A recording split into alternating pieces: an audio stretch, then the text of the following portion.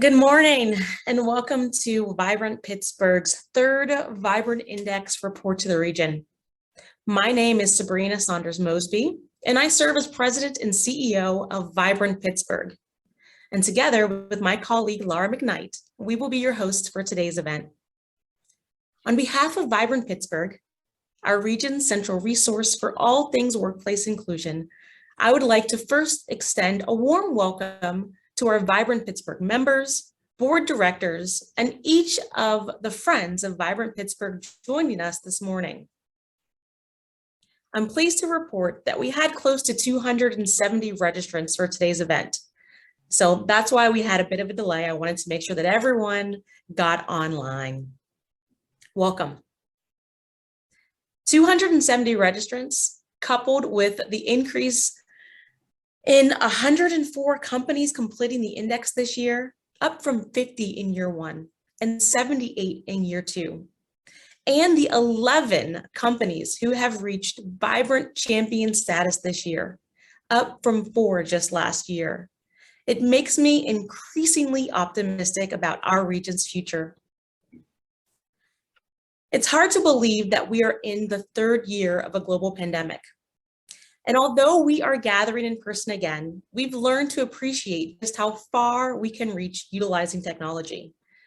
Businesses in our communities are still recovering from the effects of 2020's crisis, while bracing for the impact of what is still to come. We experienced loss as businesses shuttered their doors. Thankfully, many were able to pivot, new companies emerged, many were and clearly are still essential, and others fought to stay afloat. As a business community and region, we have learned a great deal about overcoming challenges in this pandemic. Real change is created based on what we do with what we have learned and how the business community chooses to respond. Data-driven insights are critical in periods of ambiguity, much like 2020 and 2021. Whether it is seeking to understand a hybrid working model or identifying gaps in attraction or retention of diverse talent, data continues to offer unmatched value. The Vibrant Index, in its third year, strives to offer a glimpse into participating organizations' workplaces, extract what is promising, and identifying data related to glaring gaps. We can offer a more balanced view of how our region's businesses are faring with diversity, equity, and inclusion promising practices in the workplace. The Vibrant Index initiative is a collaboration between Vibrant Pittsburgh and our project partner, the Allegheny Conference on Community Development. It also would not be possible for Vibrant Pittsburgh and the Allegheny Conference to celebrate the number of regional companies participated if it had not been for the Diversity Assessment Committee. Our industry experts, which include researchers, data analysts, human resource professionals, and DEI professionals. The goal of the initiative is to drive diversity, equity, and inclusion changes across industry and sector. The diagnostic tool was designed to provide a snapshot of practices being utilized by employers in our region and captured the practices being utilized of 104 of our region's organizations. They are addressing important issues. This index encourages companies to reflect on good practices while investigating opportunities to increase the impact of their DE&I efforts. I would now like to introduce our project partner, Stephanie Pashman, President and CEO of the Allegheny Conference on Community Development. Stephanie not only serves on the Vibrant Pittsburgh Board of Directors, but she also continues to play an instrumental role in increasing employer participation in the index. Stephanie, thank you for joining us this morning and for your continued partnership. I'd like to invite you on camera now. Thank you, Sabrina. Good morning, everyone. I want to personally acknowledge and thank Sabrina for her leadership in moving the Vibrant Index into its third year, but more importantly, in its expansion and depth and incredible progress made to make this tool even more valuable to our region. It's a real honor to be with all of you today, representing the Allegheny Conference and the business community, We couldn't be prouder to partner with Vibrant on this critical work around the region's outcomes around diversity, equity, and inclusion. The Vibrant Index is without a doubt a critical tool and a tangible aspect of this important work. When I joined the Allegheny Conference as CEO nearly 5 years ago, I made a commitment that my job is to build the next generation for all. And I've had the opportunity to lead that charge in channeling ambitions and aspirations of many members and stakeholders around that unified vision. How can we create a vital, globally competitive region for all?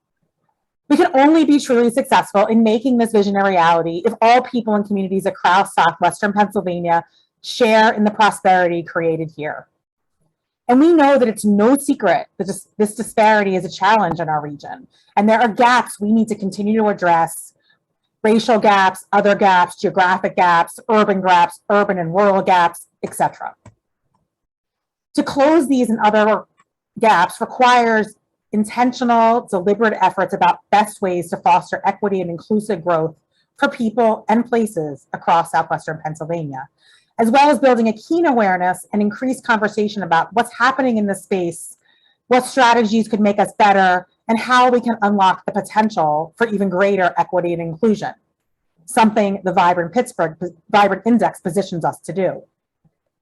Earlier this summer, the Allegheny Conference actually released inclusive growth principles that were developed with partners to guide our work related to equity in employment, but also in business growth and community wealth. We believe that equity in all three of these categories is the only way to achieve the vision of Pittsburgh becoming a vital region, a place with opportunity for all. Beyond defining a framework for demographic and geographic equity, these principles provide a mechanism for accountability within the region's employer community as we advance equity as part of our overall agenda. We have much more work to do, and we know we're making some progress. Vibrant Pittsburgh and its Vibrant Index provide us that insight. This is an outstanding example of this work. Vibrant Pittsburgh is encouraging best practices, sharing industry standards for attracting and retaining a diverse and talented workforce in our region. This work supports and complements our strategic focus in our inclusive growth principles, and it helps us to ensure that the right policies and environments are in place and flourishing. Because employment is one of the key focus areas that we have at the conference in our growth efforts, the Vibrant Index is a unique and important tool for us to assess equity, particularly around expanding access to employment and increasing belonging in our workplaces. The index allows us to look at how we are doing year over year. What is working well? Where are we making improvements? It helps us to recognize the companies and organizations in our region that continue to demonstrate commitments to making workplaces inclusive for all. I want to again thank the whole Vibrant Pittsburgh team, the board for this important work, but also to congratulate the companies who are our Vibrant champions this year, who are also those that are members of the Allegheny Conference regional investors: BNY Mellon, Dick's Sporting Goods, Essential Utilities, the Pittsburgh Valley Theater, PNC Financial Services, the Pittsburgh Promise, UPMC, US Steel, and Wesco. Our future depends on us being devoted to helping the region achieve its full potential. With Vibrant Pittsburgh as our partner, the Allegheny Conference is committed to working with all of you to build a next generation economy that is truly for all. Thank you again, Sabrina, and it's my pleasure to be here with all of you. Thank you, Stephanie, for your support, your partnership, and most importantly, for your leadership. Now, let's dive into the findings. I am pleased to welcome Vibrant Pittsburgh's Chief Operating Officer and Principal Lead for the Vibrant Index Initiative, Laura McKnight, to walk us through the key findings from our 2022 summary report, which provides an overview of 2021's data. Laura, welcome, and you have the floor. Thank you so much, Sabrina and Stephanie. I'm very excited to tell everyone more about the Vibrant Index summary report. From January through March of this year, organizations participated in the Vibrant Index Annual Diagnostic Assessment, which assists organizations in identifying their strengths as well as areas for continued diversity, equity, and inclusion improvement. In May, participating organizations received confidential feedback reports with scores compared to sample averages, size cohort averages, high scores in each area, as well as tips for adopting better practices in the future. Participants were evaluated using a proprietary process that adjusted scores based on the size of the organization, as well as other factors. In the summary report, we look at unadjusted scores so that we look at all organizations as a group. The Vibrant Index summary report sample is not random, but self-selected, meaning that responding organizations have all shown a willingness and enthusiasm about DEI issues through their decision to participate. All questions that are answered are voluntary, with organizations able to opt out of answering any question in the diagnostic.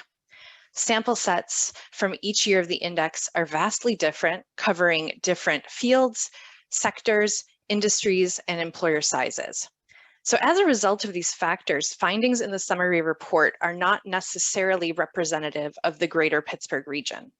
Instead, the summary report provides a snapshot of the best practices that are being utilized by employers and offers groundwork for future study in our region. This year, 104 organizations participated in the Vibrant Index, which is a 33% increase over our previous year's participation. Participants represented a total of approximately 134,000 employees in our region, meaning that the behaviors and policies of participating organizations impact around 12% of our local working population. Participants represented a wide variety of industries and sectors, although nonprofits were overrepresented, comprising approximately 52% of our participants. For comparison, in Pennsylvania, approximately 15% of people are employed by nonprofits. So let's dive into the categories of the Vibrant Index. The first category, written commitment and transparency, asked questions about an organization's public commitment to DE&I, such as the signing of a diversity pledge or the publication of a non-discrimination policy. We know that diversity, equity, and inclusion are good for the economy. They improve organizational performance, drive growth, and enhance employee engagement. And a great DEI statement triangulates an organization's mission, their vision and values, guiding customer service, workplace culture, employee benefits, and hiring practices. Authentic, transparent, public DEI commitments set a tone for an organization's culture and climate. Additionally, a DEI statement invites the public to hold a company or organization accountable for change. In this year's participant group, we saw that 51% of organizations' leaders signed a public pledge to support DE&I, and 96% of organizations had a written non-discrimination policy. The benefits and policy section looks at key benefits that have large impacts on underrepresented populations. It is not intended to be comprehensive, but instead is indicative of the care that organizations take to make work life easier for all employees. Benefits and policies are the tangible evidence of an organization's commitment to creating a welcoming environment for a diverse workforce. The table here looks at dress code policies. Most participating organizations in this year's index had dress code policies that embraced clothing and hairstyles that are associated with specific races and ethnicities, that are associated with non-binary gender expressions, and religious accessories.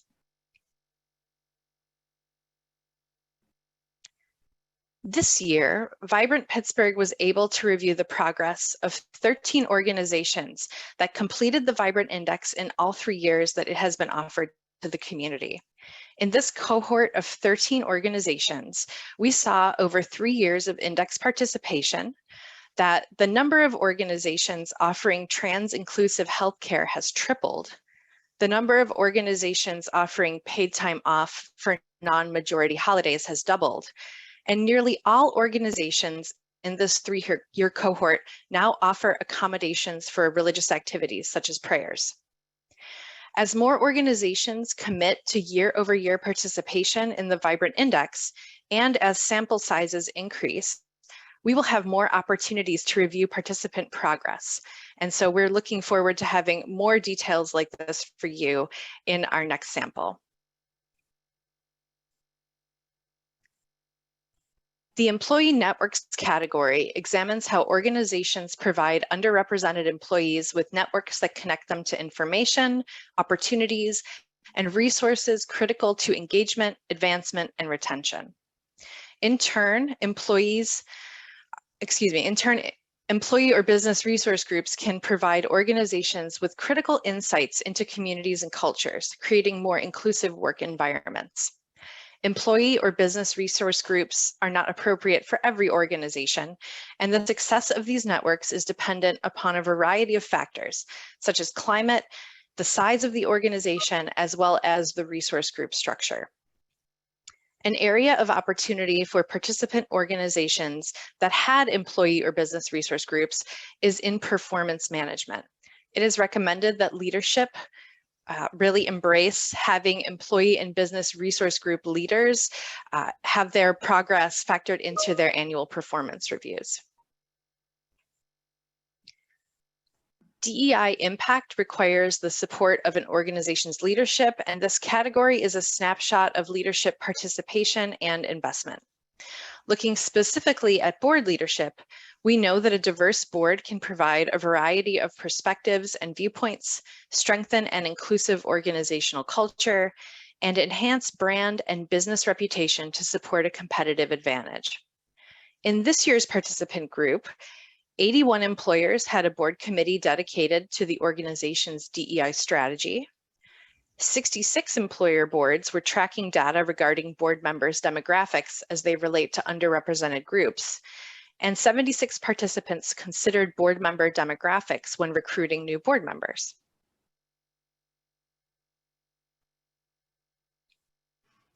DEI training creates a baseline for employees by setting the standard and expectations for how an organization approaches DEI and what it means for organizational culture.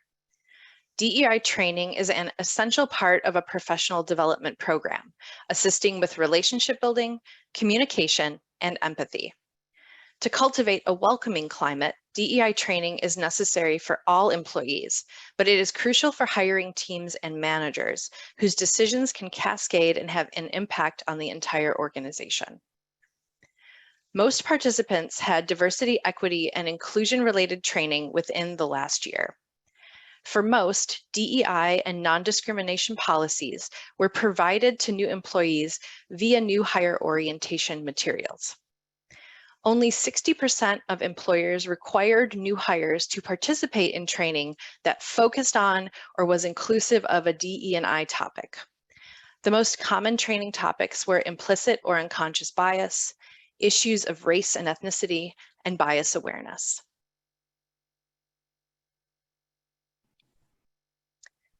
The accountability metrics category investigates how organizations assess if DEI efforts are making impact.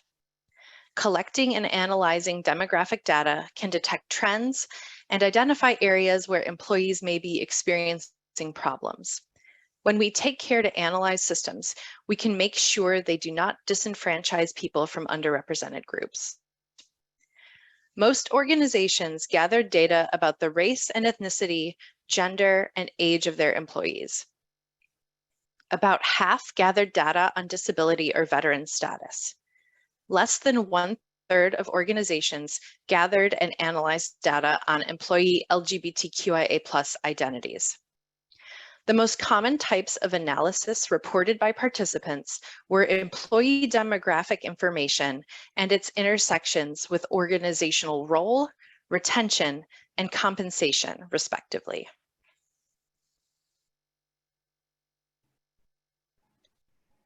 Talent engagement and recruitment are important steps in having a diverse workforce, and strategic, targeted efforts are recommended to increase the diversity of an organization's talent stream in an authentic way. The engagement and recruitment category looks at the intentional actions taking place to ensure that hiring processes are fair, biases are mitigated, and that all employees receive cultivation toward success and elevation. As you can see in the job application practices graph, there are many techniques for reducing bias in the hiring process. Standardizing interview questions and utilizing hiring panels are two common practices that the majority of participants utilized to check bias in their recruiting efforts. Organizations can also take steps to anonymize the application process.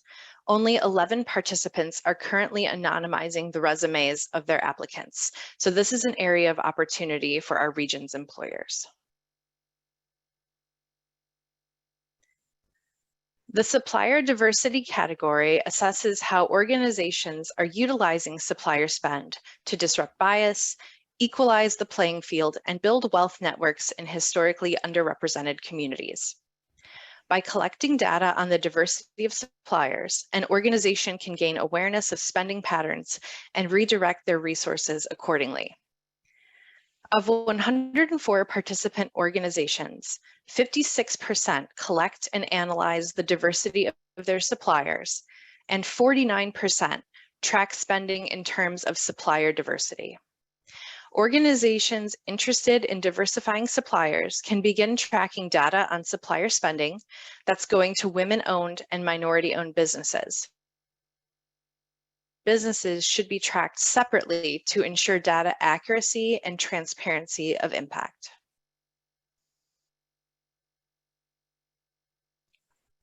Finally, the community engagement category assesses organizational support of community initiatives that celebrate a diversity of experiences.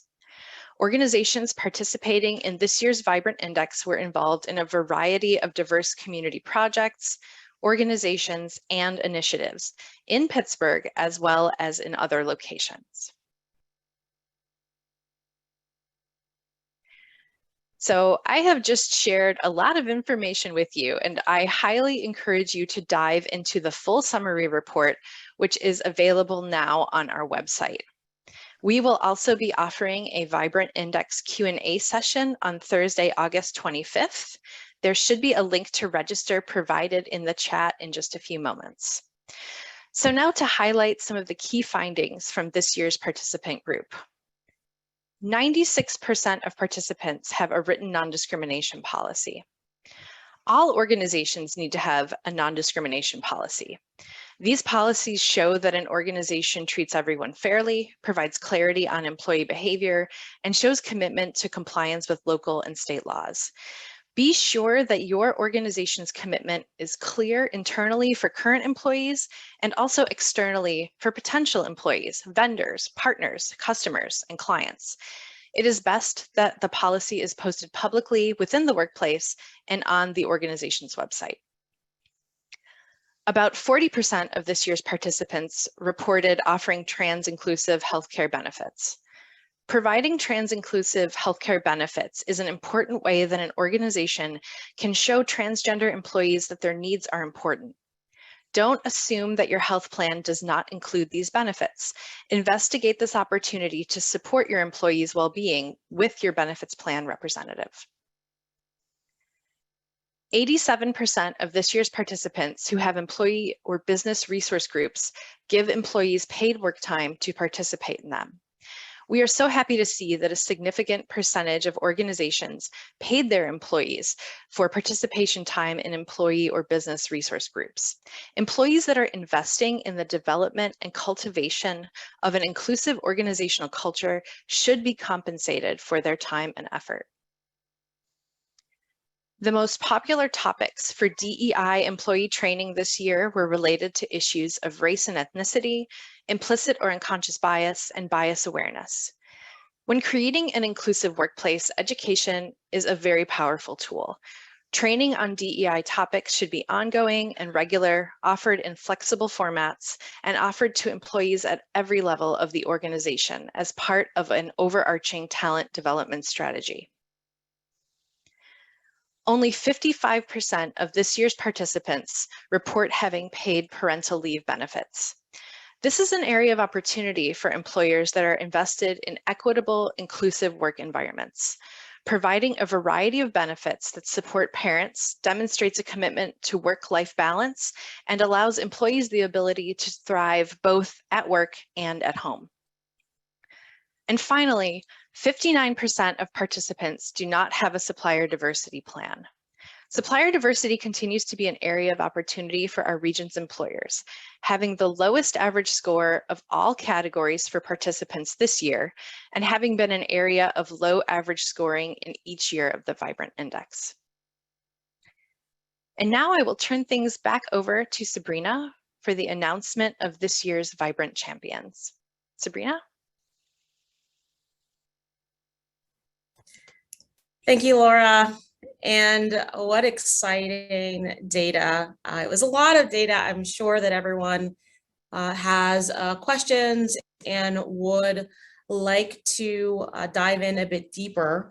And so that's what we are going to do right now. But before I do that, I do want to take some time to also congratulate our Vibrant Champions for 2022.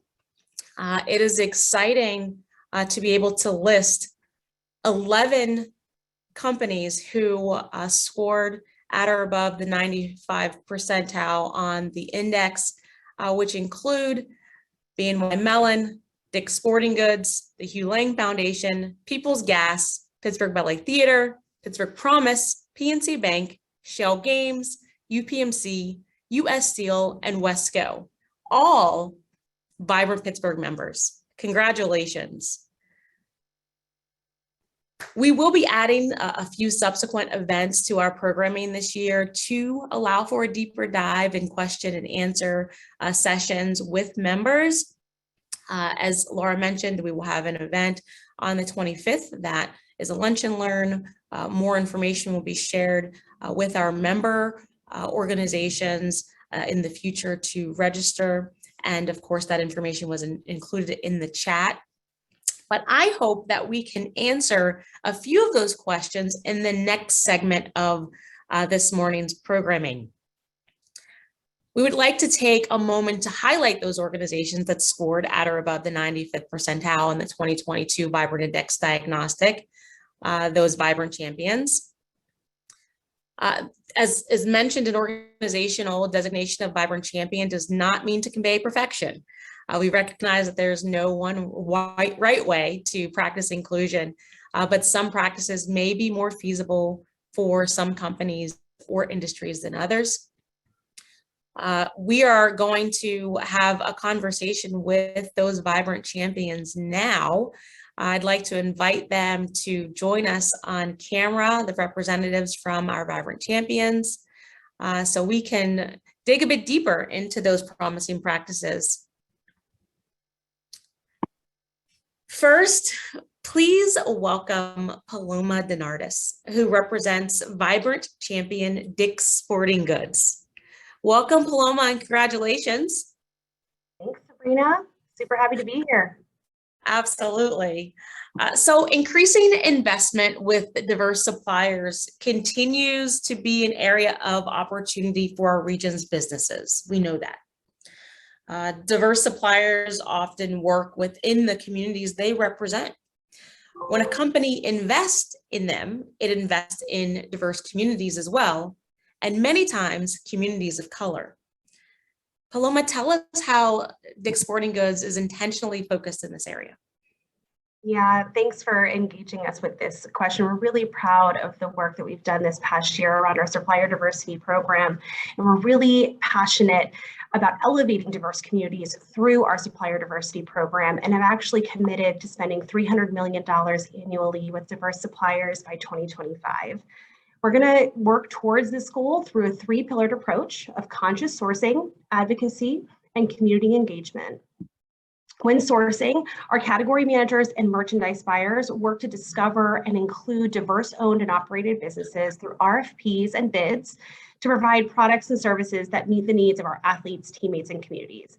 And at Dick's, our athletes are our customers. We partner with 5 national advocacy organizations that certify business ownership for minorities, for women, disabled persons, veterans, and the LGBTQ+ community. These groups offer certifications to organizations that are 51% owned and operated by diverse communities that they represent, they elevate the diverse-owned businesses, and they connect them with corporate partners like us, like this. And finally, we intentionally engage communities by sponsoring and attending community events like the Eastern Minority Supplier Development Council's Empower Her event and the Women's Business Enterprise National Council's National Conference, which helps us connect and learn from those diverse-owned businesses who are looking for corporate partners. Thanks so much, Paloma. And I was excited to see many of your team members there at a few of our more local events in Pittsburgh. We look forward to following this work and the investment. Thank you. Next, I would love to welcome an education leader. Shelley, are you here with us from the Pittsburgh Promise? I certainly am. Shelley is representing two-time Vibrant champion, the Pittsburgh Promise. Welcome, glad to have you here to join us, and congratulations on the distinction. Thank you.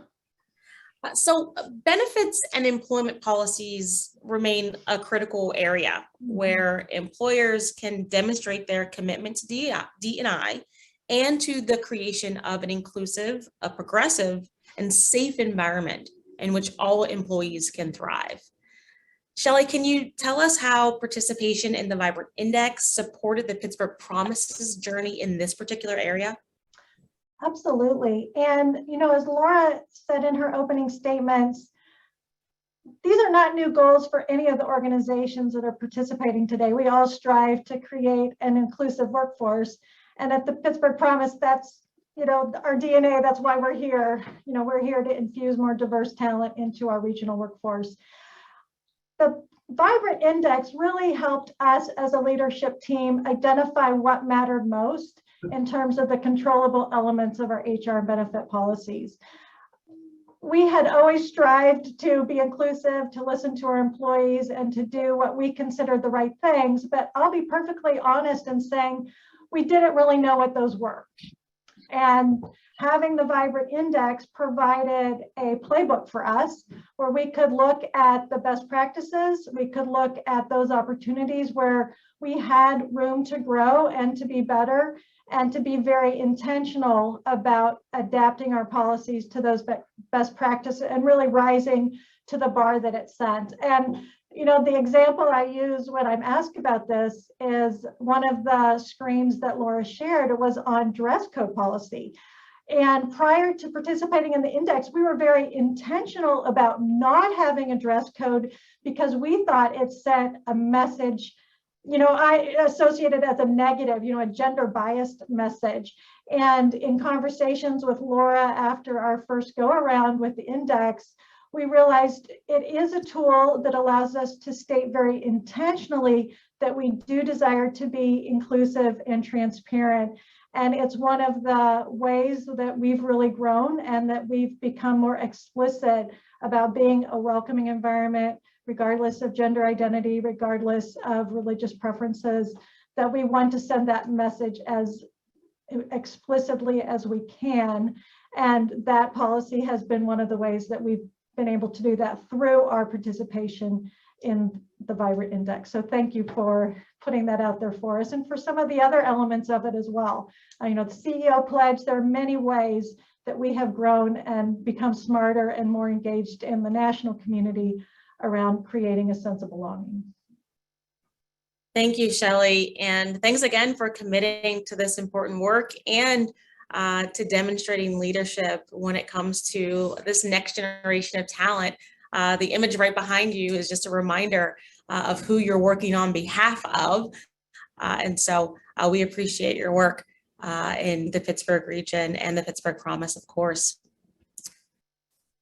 Our next champion is BNY Mellon, represented by Executive Mike Kessler, who also just happens to serve on the Vibrant Pittsburgh board as a director. Hi, Mike. Welcome and congratulations. Hi, Sabrina. Thanks. And I will say I'm very happy to be here and feel special to be able to accept the recognition on behalf of BNY Mellon overall, but especially on behalf of the people in Pittsburgh who have really been driving the diversity agenda in our organization. Absolutely. Well, many corporations would agree that the recent Great Resignation has made employee recruitment and engagement through a lens of diversity even more challenging. We talk about it constantly across industry and sector, but can you tell us in what ways BNY Mellon is moving the needle in the area? And also, Mike, how are you measuring success? Sure. Thanks for the question, Sabrina. Finding skilled talent who bring diversity of thought and experience to the organization is always a priority and a challenge, but especially in this tight market. To improve diverse hiring outcomes, we've changed the way we think about recruiting by leveraging multiple channels to source talent outside of the traditional sources. And some examples, engaging with portfolio of HBCUs and recruiting from community colleges, partnering with diverse student and professional associations, investing in nonprofit organizations and boot camps who specialize in career development for underserved communities, and using technology and artificial intelligence to engage with a broader, more diverse talent pool. We also place a focus on increasing internal mobility. We're continuously improving our culture of inclusion by listening to and investing in our people, providing equal opportunity to development programming, mentorship, and sponsorship so that our people can grow a meaningful career and have the support they need to succeed. So in terms of moving the needle, Sabrina, and measuring success, I'd mention one specific item. Our executive committee, which at BNY Mellon is the senior leadership group, so about the top 15 people in the company, they have set representation goals to accelerate progress and hold ourselves accountable for measurable change in our most underrepresented ethnic and racial talent populations through hiring, achievement, and retention. And the progress against these specific goals are factored into the senior leaders' performance evaluations on a regular basis. There's a lot of specifics I could have mentioned here in terms of the measurements, as well as some examples of the items I mentioned a minute ago. But what I would do is refer you to the Vibrant Index report that's been referenced, that's released today. It actually outlines a lot more detail, particularly on some of our goals and measurements at BNY Mellon. Thank you, Mike, and also for plugging the index there. I've personally gotten a chance to see how your executive sponsorship truly is making a difference in the lives of those that you lead. Thank you for being an executive that leads by example when it comes to DEI.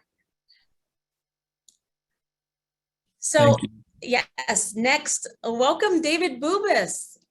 David Bubis is a DEI leader representing three-time Vibrant champion UPMC. Hi, David, and congratulations. Sabrina, it's such a pleasure to be here. Thank you so much for the kind words, and it's an honor to be recognized with these other organizations and these very impactful leaders, so thank you. Oh, absolutely. One of our first champions here in this journey.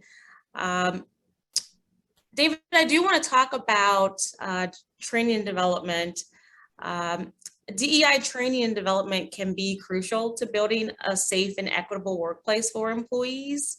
And as you know, it has the potential to help an organization uncover hidden biases and address unfair hiring and development practices as well. Can you share a bit about UPMC's approach to this area and why DEI training and development is so important to the UPMC diversity and inclusion agenda? Absolutely. And may I also say, Sabrina, thank you. Thank you, thank your team, thank the organization for the incredible work and role that you play within our region. When I think about the way that you share best practices, offer support to the community, but also help us with accountability, which is crucial and needed within our region, we couldn't do it without you, and we couldn't do it without Vibrant Pittsburgh. So let me just say thank you. And I think the Vibrant Index, as we reviewed so far today, really is a strong example of the intentional efforts that Vibrant Pittsburgh deploys within our community. So thank you again. From a UPMC perspective and within the healthcare industry, there is a direct, clear connection between diversity, culture, community engagement, and healthcare outcomes. And so we take a very intentional approach related to our organizational culture through the lens of learning, particularly by integrating diversity, equity, and inclusion into all of the opportunities that we have to promote growth within our organization and within the services that we provide. We do so through a variety of means. First and foremost, we take a proactive approach. We think about those large opportunities, forums, and gatherings and processes that we as an organization have, and we integrate diversity, equity, and inclusion so it's not bolted on as an afterthought, but it's intentionally designed to be built in. So I think about things like new employee orientation, new manager orientation. Within many industries, and healthcare is included, there's a lot of regulatory requirements for learning opportunities. We bring the diversity curriculum into all of those areas. At the foundation of our success is really going deep with 3 core principles to help teach our workforce. First and foremost, it starts by aligning to our organizational values. And one of those values is dignity and respect. We utilize dignity and respect as the measurable behavior to drive an inclusive workplace. From that, we build upon it by talking about unconscious bias. And we do that in a couple of different ways. First, we think about those intent versus impact moments that we've all had. But we also do that through the lens of our processes and our workplace culture to ensure all that we do helps to create an inclusive environment where everyone can succeed and everyone can fully contribute. From that, we then take the deeper dive, because it's been our experience and our belief that no one purposely tries to not create the inclusive workplace, but there is that opportunity to improve. And that's where cultural awareness really comes into play. And we look at that through a variety of demographics to really help bring people to the table and take that deeper learning. One of the things that we've really put into place over the past few years is really requiring all of our UPMC staff on an annual basis to complete at least 2 diversity learnings. There's many other options, but at the baseline level, we do put that requirement out there. And what we found through this work of really focusing on diversity and inclusion learning, it helps us meet the needs of our patients and our health plan members of today, but also tomorrow. But from a D&I practitioner perspective, what I really enjoy about it is it starts to change the mindset that diversity, inclusion, equity is part of everyone's role. No matter what role you have at UPMC and no matter where you work, you do diversity and you do it well. And so I think that's been very helpful for us. So thank you for the opportunity to share. No, thank you, David. Thank you for being a partner in this work and for continuing to participate in the index year after year. Another executive DEI leader who is leading by doing is doing so on behalf of Vibrant Champion Wesco International. Daryl, are you here with us this morning? I sure am. How are you? Where are you joining us from this morning, Daryl? I sit in Toronto, Canada. Thanks for being with us. I knew that. I wanted you to share that with the rest of the audience here from really all over the country. Many of the folks joining us from their offices or their home offices in Pittsburgh. So welcome and congratulations. Thank you so much. I really appreciate it. So each year, Vibrant Pittsburgh works with companies who are at various stages in their DEI journey. One example of this is the stage of their employee resource groups. And I know that at Wesco, you have a lot to share about the investment in employee resource groups. Can you tell us how important the establishment of EBRGs or ERGs has been to Wesco and a culture of inclusion there? Yeah, absolutely. Thank you so much for the opportunity. I will say I love this meeting. I learned so much just listening to the other champions. I wrote some notes down already, so I love what you all are doing. Employee resource groups for us has kind of been like it's been like opening a box of untapped energy or something. It's just been amazing for us. So in 2020, with everything that was going on with the backdrop with the racial tensions and all that sort of thing that was going on, that was pinging around in everyone's head. And at the same time, Wesco had the opportunity to merge with another organization. So ultimately doubling our size to become less of an international company, but more of a global company. So we doubled, we went from 9,000 employees to about 18,000 employees.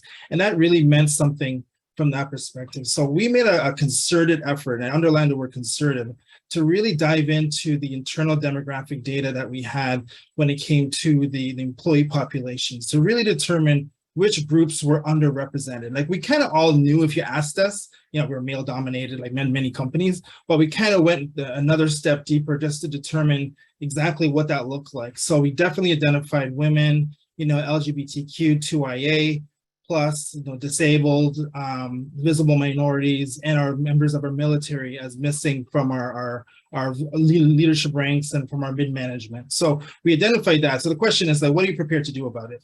So the advent of business resource groups was what we decided to do about it. And this is where I said the untapped passion or collective power. Once we put out there that we were looking to establish business resource groups, we didn't know what we were going to get. And we were overwhelmed by the response. Like immediately, like 10% of our population just signed up, like sign up, let me join, let me be a part of this. And then we asked them to stand up to be leaders. So we created opportunities for development where we actually asked for 8 members, eight board members as a leadership or a development opportunity for each BRG. Then we also provided executive sponsorship. We provided them with a budget of 20 grand each, just so they can have an operating budget and actually make a difference. And then most importantly, we wanted to tie them into the overall goal of the organization, which is what Wesco decided. And there was 4 main pillars for us. One of the first ones was to help us create an inclusive and engaging culture for their specific areas of insight. Help us recruit diverse talent. So we wanted to create ambassadors, right? We didn't want to do it the traditional way like we were talking about, where we can just put a posting and just kind of build it and they will come. But we figured that if we had people who felt proud about our organization and had something positive to say, and they're sitting around the dinner table, they're sitting around, that will encourage more people to just say, what's Wesco all about, and find it, because we know we have a good story to tell. It's just not told very well. So we wanted help from our employee base to do that, and the BRGs help us with that. We wanted to help develop diverse talent. So we didn't want to presume that everybody develops the same. So somebody who is a woman may need a different development path than somebody who is of color, somebody from the military, somebody who's disabled. So we wanted to tailor our development streamlines so that we can our pathways, so we can make sure that we're getting the most out of our employees. And then lastly, we wanted their help in community involvement. So again, we didn't want to presume anything. So if you're from a community, help us, provide an insight so that we can then go out and do all that we can do to be all we can be for the communities that we work and live within. So that's what they've been really helpful. And I would tell you, like, if I were to say what the crown jewel of the D&I program at Wesco is, it is the employee resource groups. I highly encourage, many hands make light work. And I'm one person. I have another person on my team, but I have 18,000 people, like David said, that it's all of our responsibility, and everybody has insights. So we literally call our BRG program the Voice BRG program, and we're just encouraging everyone. We survey our folks. We want to let them know that if they have an opinion, if we're doing something that doesn't seem right, let us know, and we'll course correct. And they have a role in that decision. So it's been very, very impactful. Well, thank you again, Daryl, and congratulations. Thanks for joining us from Toronto, and more soon. Yes. Before welcoming our next champion, I want to be sure to remind or alert those with us this morning that Vibrant Pittsburgh has a free ERG toolkit and information about connecting with our new regional affinity group, Allegheny Allies. All of that is available online at vibrantpittsburgh.org. Our next Vibrant Champion is Shell Games, represented by Sarah Vieira.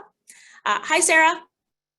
Good morning, Sabrina. Thank you so much for having us, and hello to the rest of the Vibrant team.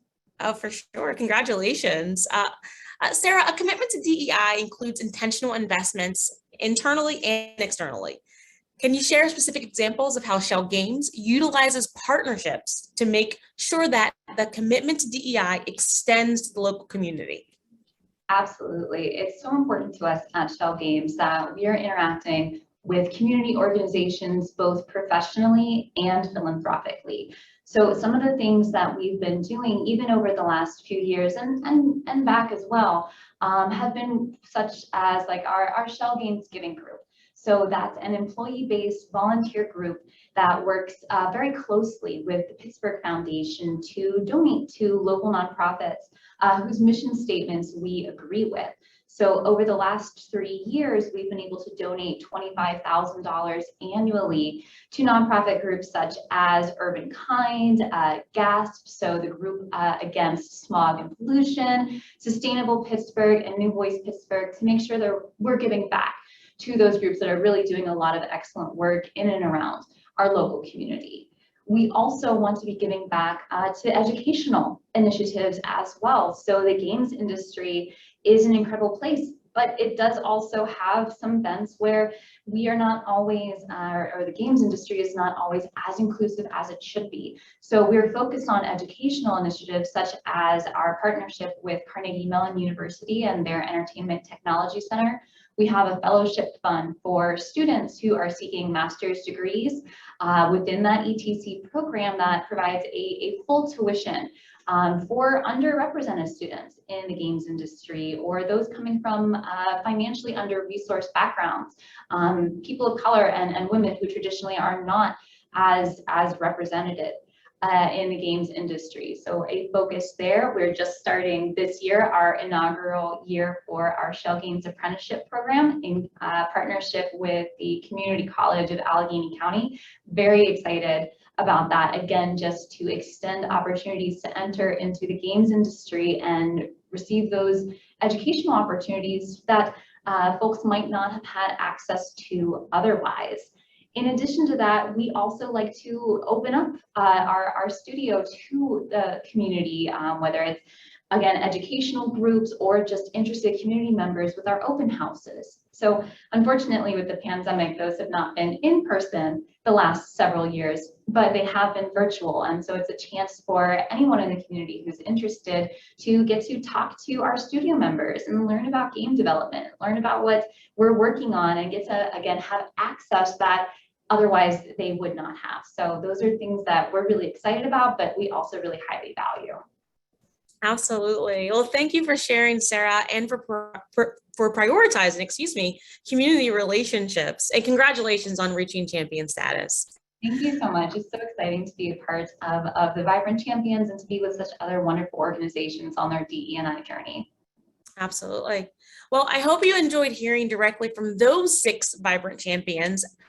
After today's event, again, please visit our website to read the full summary report, and you'll notice the addition of new case studies highlighting the work of each. Now, my colleague Laura is going to briefly introduce us to the next 5 Vibrant Champions for 2022. Laura?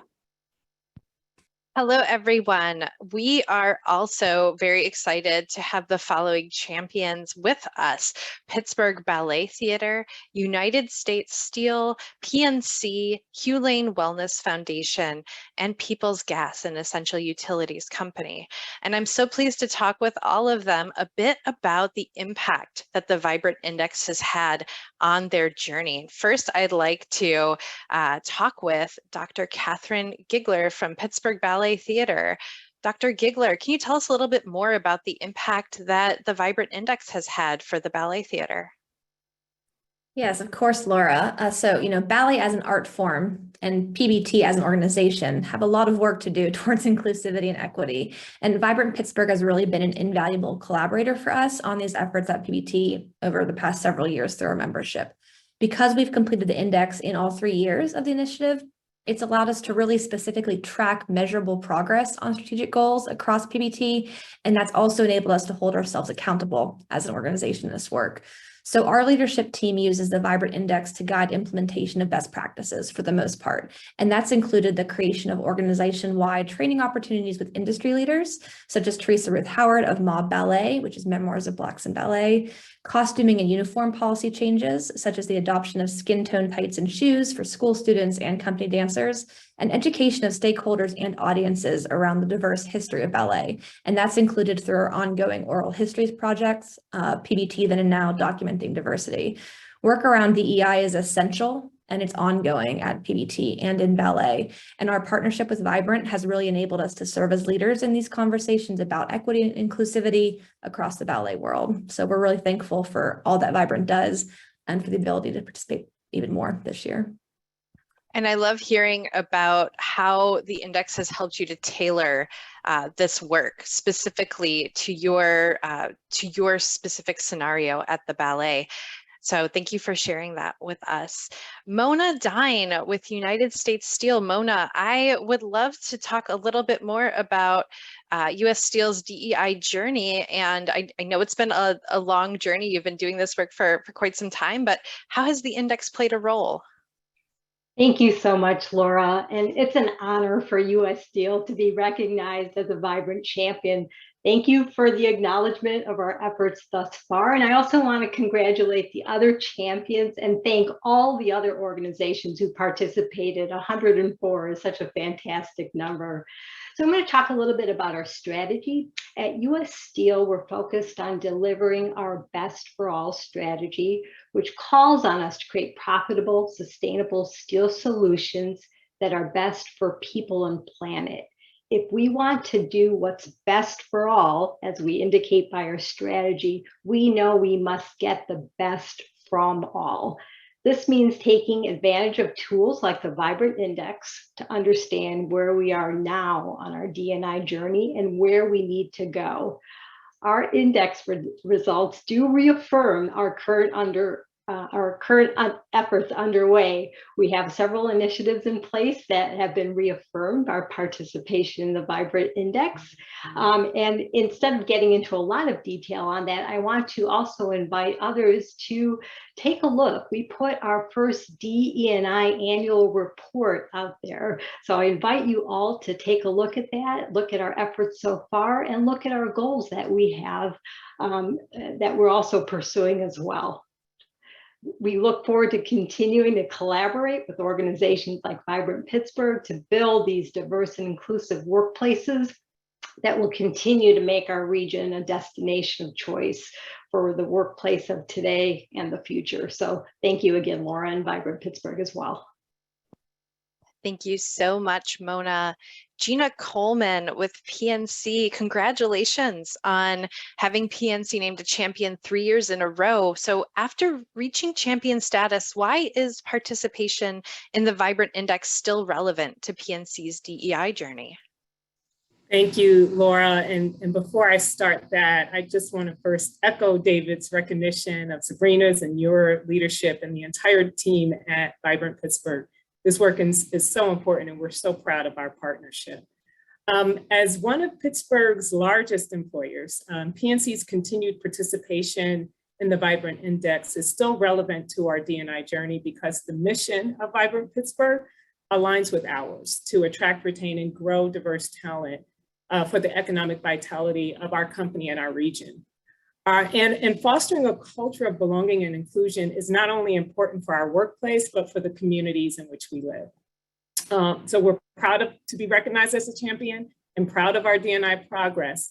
But we also are aware that the road ahead of us remains long. We're committed to continuously improving our practices to ensure that we're doing the right thing for all of our stakeholders. The Vibrant Index helps to keep our focus on best practices in key areas that really help to advance our shared missions. And so congratulations to all the champions and kudos to all the companies and organizations that's leaning into the index, and we hope to see you next year. Thank you so much, Gina. Asta Kill with Hugh Lane Wellness Foundation. Asta, I am so excited to talk with you a bit about your time with the Vibrant Index process and how it's impacted Hugh Lane Wellness Foundation. Thank you so very much for selecting us as a champion. We are very energized as an equity missioned and focused organization to see others investing in this work in the public and private sectors, especially seeing so many of the major organizations and corporations being represented here and actively engaging in DEI work, and the index is amazing. We are truly excited to build relationships and partnerships collectively with Vibrant and other partners to mutually benefit, learn from another, and continue to expand. We share our expertise through our Center for Excellence in Gender and Sexuality with external organizations and share that knowledge and experience specifically to help them create their own equity-based culture change.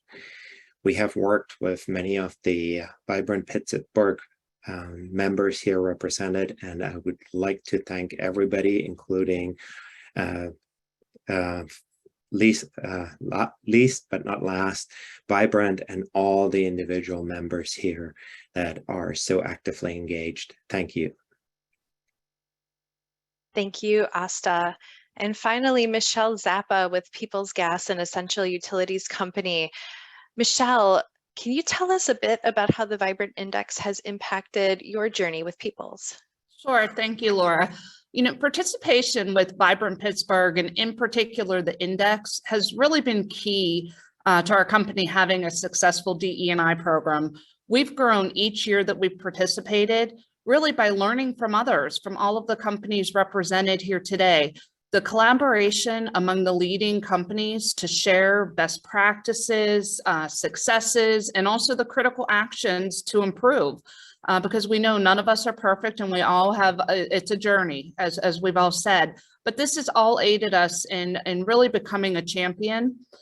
Sharing practices and policies is so important so that we can continue to learn from one another. And the index really provides us the mechanism to do so. Thank you so much, Michelle, and thank you to all of our champions for sharing a bit about your work. Please do look into the summary report for more information about our champions and more information to come. Thank you, Laura. And I also want to echo your sentiments and congratulations to all of the 11 of this year's Vibrant Champions. We hope that all of our region's companies strive for that distinction. As you've heard, we've seen progress within our respondent data and directly from our champions.